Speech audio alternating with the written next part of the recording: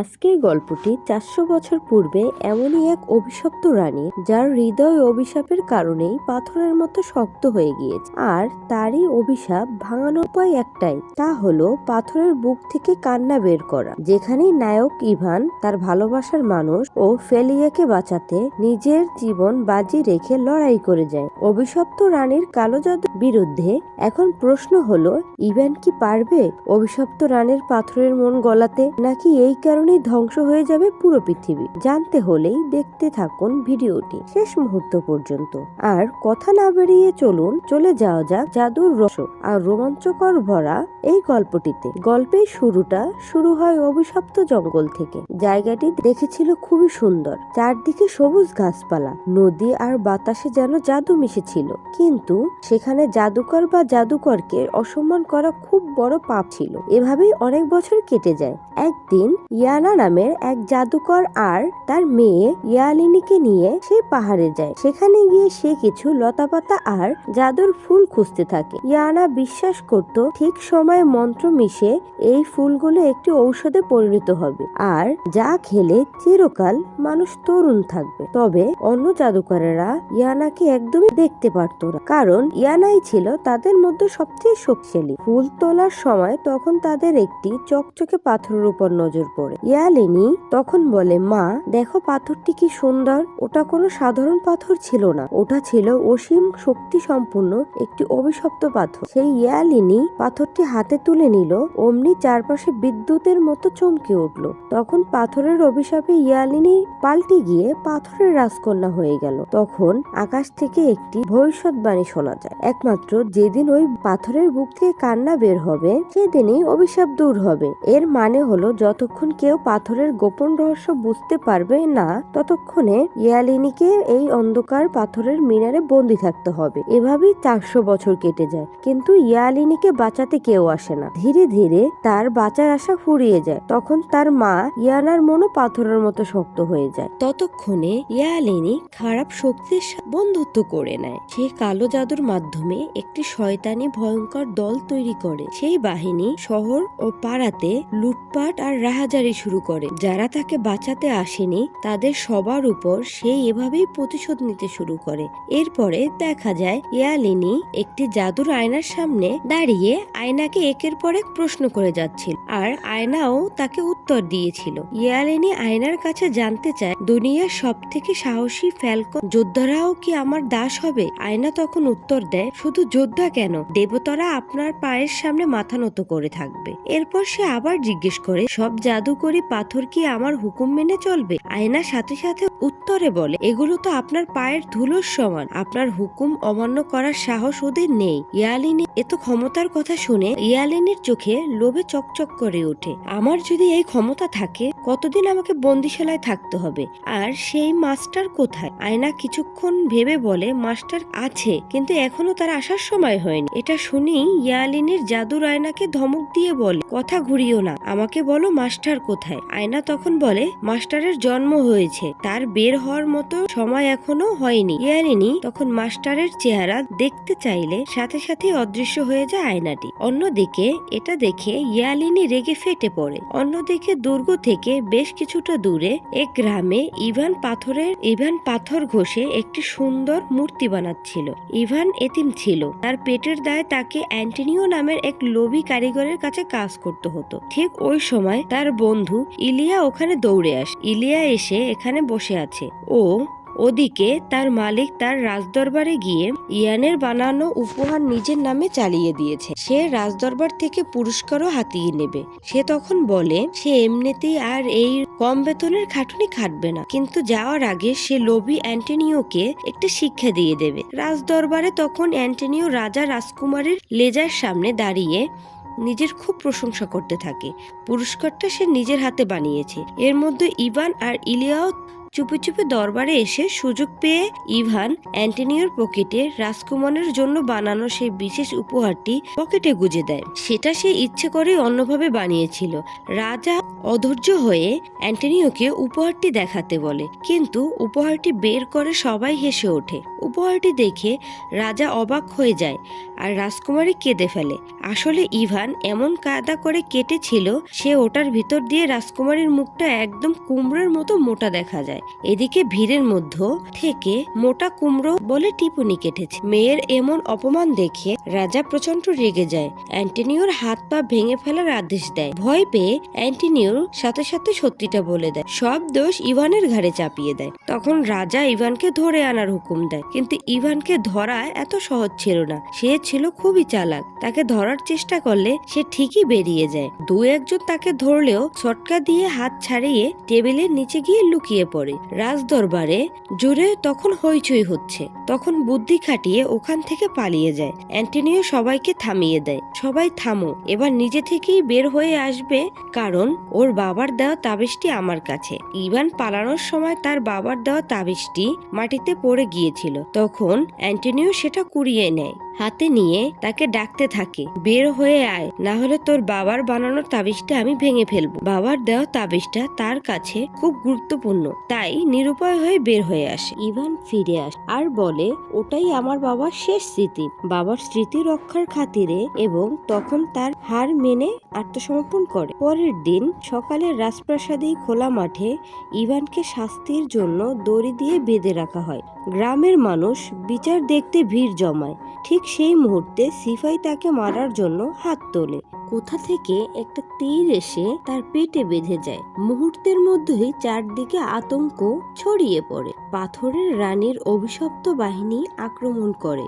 তখন সবাই প্রাণ ভয়ে পালাতে শুরু করে। কালো পোশাক পরা বিদঘুটে চেহারার সৈন্যরা ঘোড়ায় চড়ে ঝড়ের বেগে এসে নগর জুড়ে লুটতরাজ শুরু করে দেয়। রক্ষীরা রাজাকে নিরাপদে নিয়ে গেলেও লেজা বাইরেই পড়ে যায়। আস্তাবলের খড়ের গাদায় গিয়ে লুকায়, কিন্তু দুর্ভাগ্যবশত কাঠের দেয়াল ভেঙে পড়লে সে শত্রু হাতে ধরা পড়ে যায়। এদিকে ইভান কৌশলে সে নিজেকে মুক্ত করে পালানোর চেষ্টা করে, কিন্তু সে তাকে বিপদগ্রস্ত দেখে সৈন্যদের হুমকি দেয়, কিন্তু তাতেও কোনো কাজ হয় না। উল্টো তাকেও বন্দী করে জঙ্গলের গভীরেও নিয়ে যাওয়া হয়। সেখানে তাদের বৃদ্ধ জাদুকর ইয়ানার কুড়ে ঘরে নিয়ে যাওয়া হয়। ইয়ানা ইভানকে দেখে নাক ছিটকায়। সে ছিল পাতলা রোগা। লেজাকে দেখে তার জিভে জল আসে। সে ভাবে আজ রাতে রাজকন্যার মাংসে ভালোই ভোজ হবে। লেজা তখন তার বাবার ক্ষমতার ভয় দেখিয়ে বলে তার বাবা তাকে পুড়িয়ে মারবে। ইয়ানা তখন খুশি হয়। ইভান ও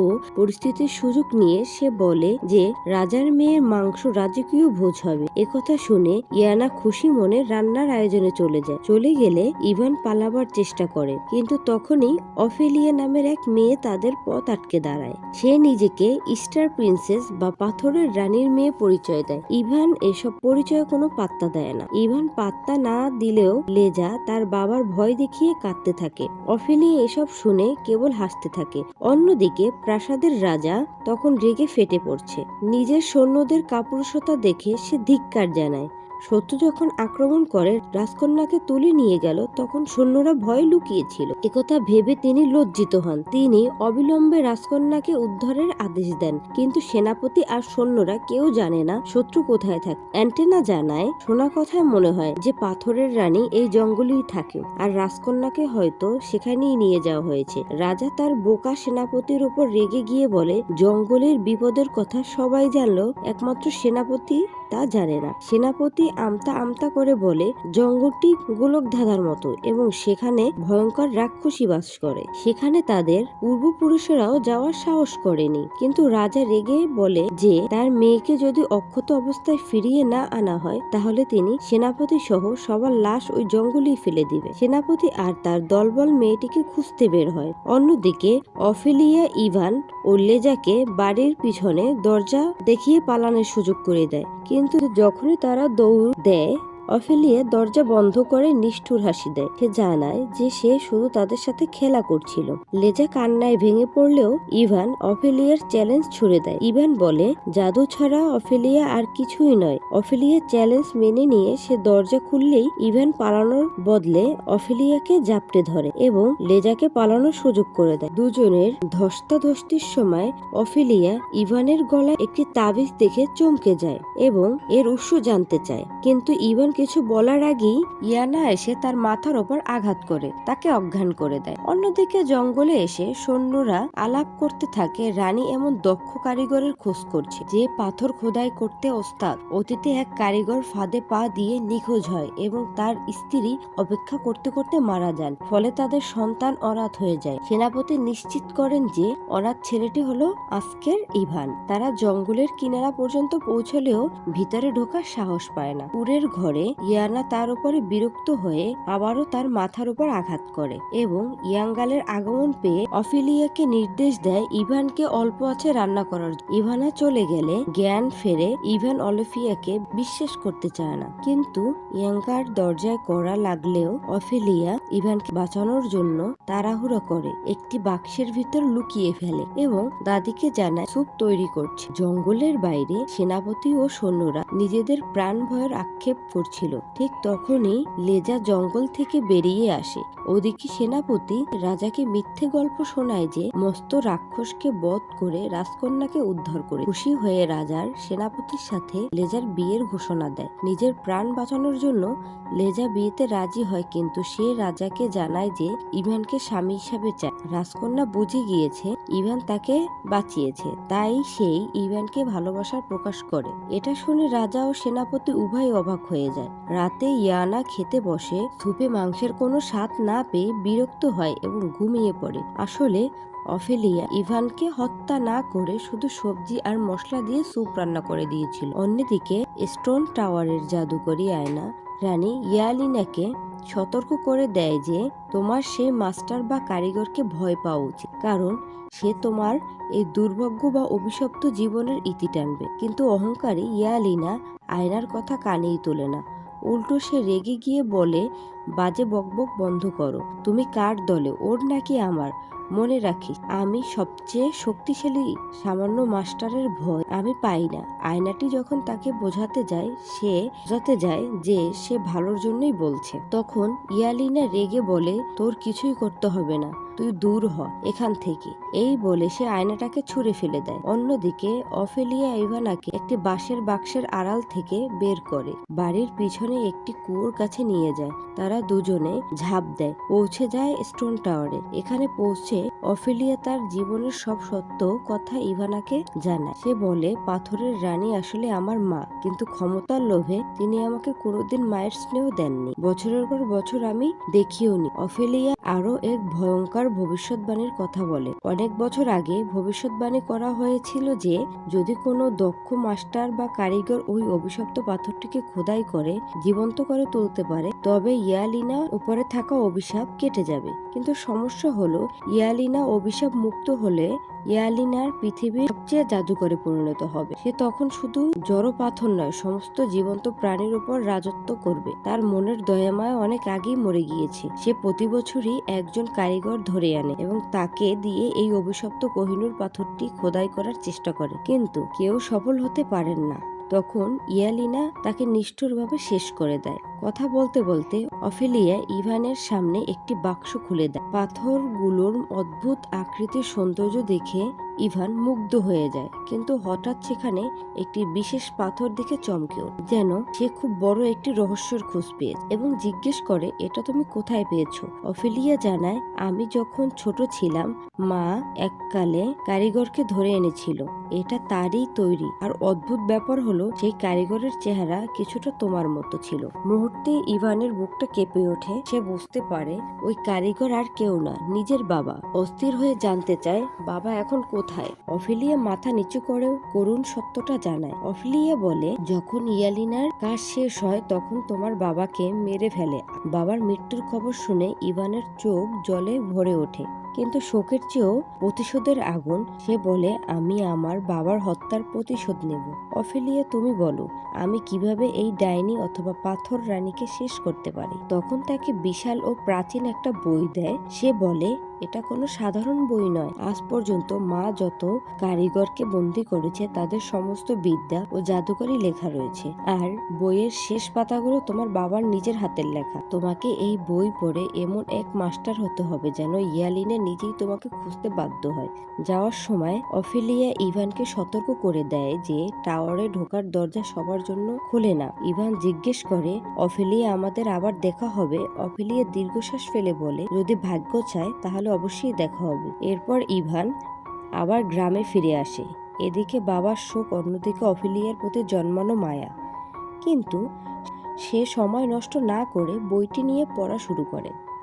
বইয়ের জ্ঞান দিয়ে সে পাথর দিয়ে জাদু করে সব বস্তু তৈরি করতে শুরু করে। খাওয়া দাওয়া ভুলে সেদিন রাত পরিশ্রম শুরু করে। এভাবেই একটি বছর কেটে যায়। এর মধ্যে সে কাজে দক্ষ হয়ে ওঠে। একদিন ইভানের বন্ধু ইলিয়া তার সাথে দেখা করতে আসে। ইভান সব সময় পাথর নিয়ে পড়ে থাকতো দেখে বলে, চলো একটু বাইরে যাই, ঘুরে আসি। কথায় কথায় ইলিয়া তার স্বপ্নের কথা জানায়। ইলিয়া বলে, তুমি কাউকে বলো না, আমি রাজকুমারকে ভালোবাসি এবং তাকেই বিয়ে করতে চাই। ইভানের বন্ধুর কথা শুনে অবাক হয়ে যায়। সামান্য প্রজা হয়ে রাজকুমারী। অন্যদিকে রাজকুমারী লেজা জেদ ধরে বসে আছে, ইভানকেই বিয়ে করবে সে। মেয়ের জেদ দেখে রাজা সেনাপতিকে আদেশ দেন ইভানকে জোর করে ধরে আনার জন্য। সেই সময় ইভানের বাড়িতে হাজির হয় পুরনো মালিক অ্যান্টনিও।